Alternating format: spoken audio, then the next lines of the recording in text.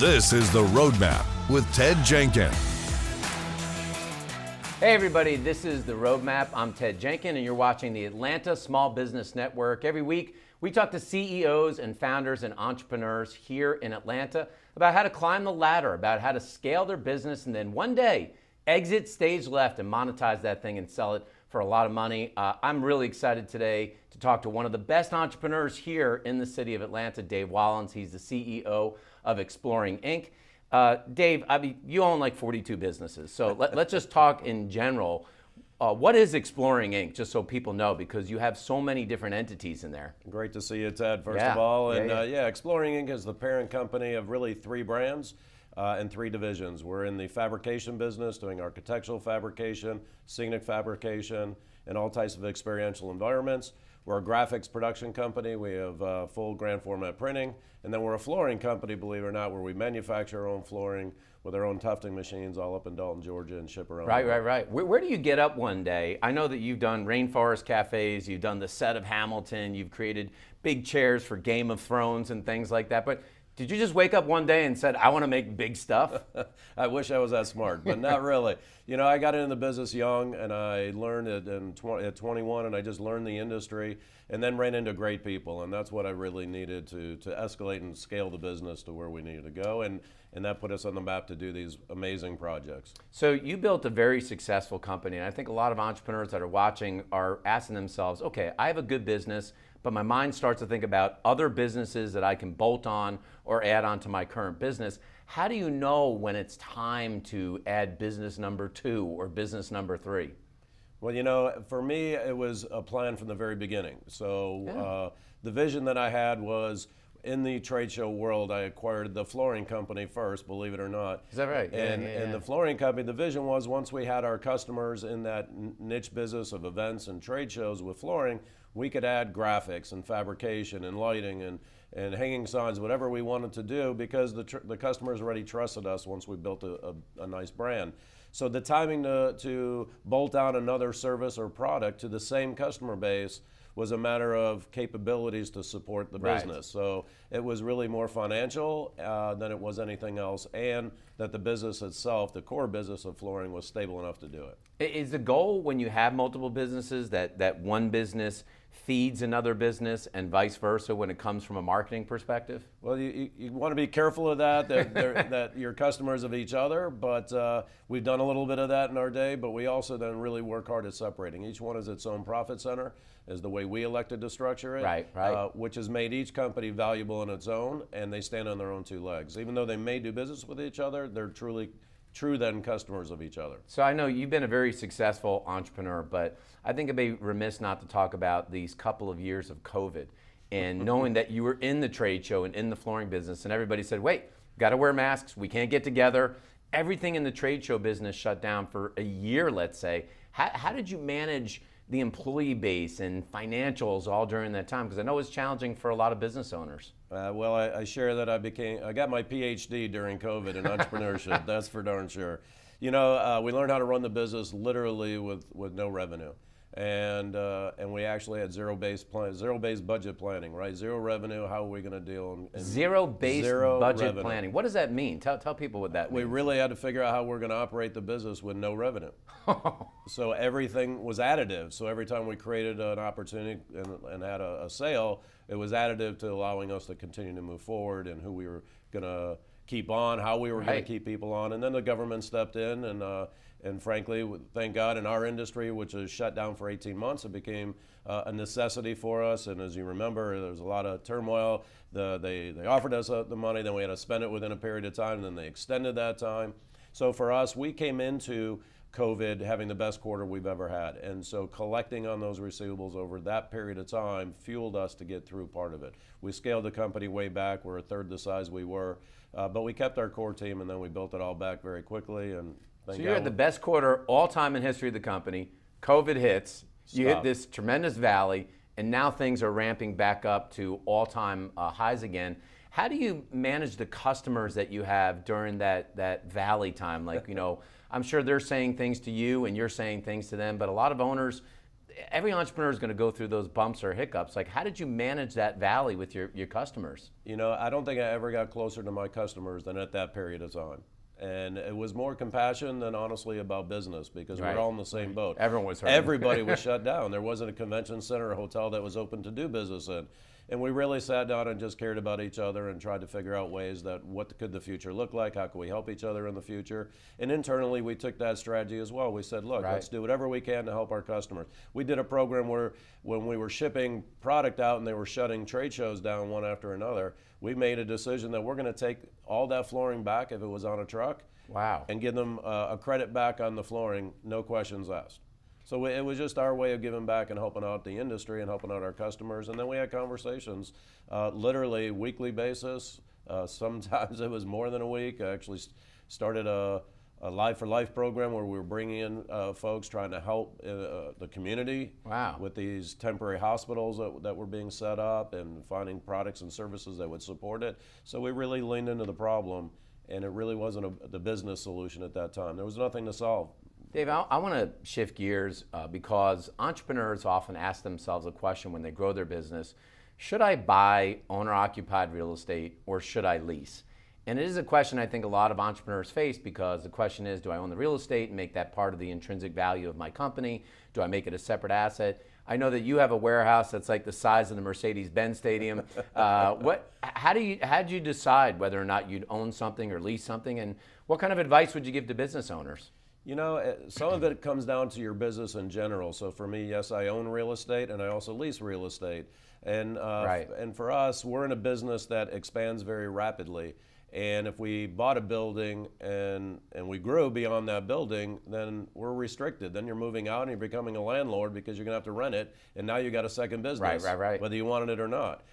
So, you know, and you're also deploying capital, and you have to understand your cap structure and how your bank looks at a building. Sometimes you think it's an asset, and the bank looks at it as a liability. It's a very important point. So you have to really understand where you're at in your business cycle to see that it fits appropriately. I tend to lean on leasing, and my recommendation is that accumulate your capital, and then when you're ready to buy your building, buy a building. But now you're in the real estate business. So let's talk about that capital structure, because I know you've had businesses where you've never taken on an investor, and you've had businesses where you have taken on investors. How do you know when's the right time to go to the market to get capital to start to build a business, or just to build your business out of your own cash flow and the earnings that you make? Because it's a challenge for business owners to think about that. Absolutely. I mean, capital is king for sure, and you have to have it to grow. Even in successful, if you're financing it yourself or through bank financing, you got to have that capital to grow. The faster you grow, the more capital you need, right? So you think, oh, I'll make it out of sales and cash flow, Right. but you need to really have a capital plan as you're moving forward. For us, you know, it was how we were accelerating the business and what capital we needed to actually accomplish that. In my early days, it was, I call it entrepreneurship from the ground level. I learned on the streets, and I financed everything myself, and I grew the business out of sales and cash flow and Right. managing the business.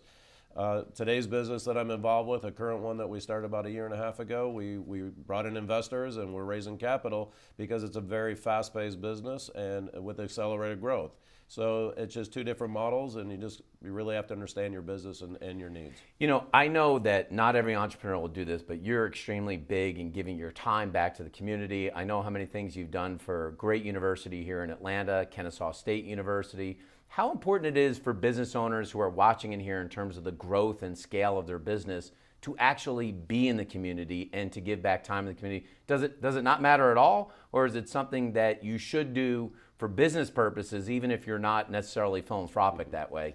Well, thanks for that question, Ted. And yeah, I've been honored to be involved in a lot of things. I think, you know, most entrepreneurs, it's in our heart and soul that paying it forward is part of our journey of being an entrepreneur, right? We're blessed with the ability of growing a business, and it's really our responsibility to give back and help the next generation or generations in succeeding, right? And making things better for them. I get more joy out of that than sometimes I do out of just the operations of my own business, of really being able to help others. I mentor people. I'm on KSU as a trustee. I'm involved in a Pay It Forward organization. I've helped their own industry create an endowment, $1 million endowment. Wow. I mean, there are many things that I've done throughout my career, and it's just more passion and and care. And I think that goes to character, and I think that's what most entrepreneurs we have to, because we're in a business that hits us from many angles all the time, challenging our character and our decision making. And I think it really demonstrates our ability. Dave, you have so many businesses, and a lot of business owners may not understand this today, what I'm going to explain here, which is what they call to be a G2 or a Generation 2 successor. And so when you think about building your own business over time, how important do you think it is to develop that bench talent or those Generation 2 successors? God forbid something happens to you, or at some point you say, I'm going to exit stage left and get out of this business. Well, look, I think that's a hugely important question for entrepreneurs, and I would suggest for every entrepreneur to have their plan of their end game before they start the game. Right. Build with the end in mind, right? Build with the end in mind. Know what your game plan is when you're ready to get out. But because you're going to have to build that team, whether it's going to be generational or you're going to keep it and build a team around you to scale your business, it's critical that you have that path. Something I failed at miserably in my early days, didn't know what it looked like, didn't work for another company. I've only worked for myself, being that young within my own company. So I had to learn, and I got fortunate. I met the right people along the way that have helped me. Failed a lot of times, learned from those mistakes, kept moving forward, and now I've got just an exceptional executive management and management team. We take really people that we call it diving for the ball. They have the attitude and the mindset that they want to be great entrepreneurs. They really want to be part of the company and be impactful to the company, bring value to the company. Wow. We want to accelerate those folks' growth and a pathway for them to be successful, and blessed to have a team that knows how to do it. So you built all these companies, and I guess this is the Exploring Inc. question here, which is that you have all these different entities, and at some point you may exit these businesses. And I use that term, exit stage left, and try to maximize the value of your business. Is it smarter when you have all those entities to try to sell it as one gigantic package to somebody? Or is it better to break this up into bite-sized nuggets? What is the best way to do it? Have you thought about it? You may not be doing it today, but at some point it probably crossed your mind. Oh yeah, no, we created a unique model, so that question's asked a lot. Would you sell off one company or another company? And you got to be open to any offer that's going to be out there. But we structured the companies in a way that we could do that. That's the most important part from my perspective, that you get lost as you're growing as to the right corporate structure that you have to support a sale like that if you wanted to. And for us, that's why we have these profit centers, and how you have your books and manage your money and manage your operations is critical to be able to accomplish that. Of course, we'd love, at some point, we'll sell off the whole piece. We'd love to find a buyer. I'm not going to do this forever, but it also is a company that's got amazing opportunity in the future, and we're excited for what it could be, whether I'm at the helm or somebody else is. I'm just excited to see where it can go. Is there a consideration with so many employees that you have of selling to the employees? Some people call it an ESOP or an employee stock ownership plan versus selling to a private or a publicly traded company? Yeah, I've had customers and suppliers, all the ESOPs. If it makes sense for your business, it's a great way to get out and exit and stay involved. So if it applies and it makes sense, then I think it's something for consideration. And we've looked at it, we've talked about it, but not sure that it's the right fit for us.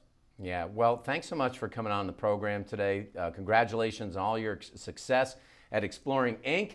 And if you want to see what Dave is doing in the virtual reality and artificial reality world, I recommend that you check out the Sky Zone in Roswell. You'll see something your eyes have never seen before. Thanks so much for watching The Roadmap on the Atlanta Small Business Network. I'm Ted Jenkins. We look forward to talking to you more about how to scale your business, climb the ladder, and ultimately exit stage left. Thanks for watching The Roadmap with Ted Jenkins. This has been a JBF Business Media production.